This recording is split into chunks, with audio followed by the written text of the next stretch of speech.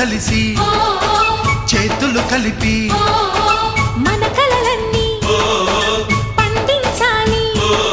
ఒక చోట పుట్టని కోడళ్ళు అయ్యారు అమ్మకే కూతుళ్ళు. త్వరలోని ముద్దుగా పుడతారు ఈ తాత పోలికల మనవళ్ళు. ఈ సంతోషాలు సరదాలే మా పండుగ.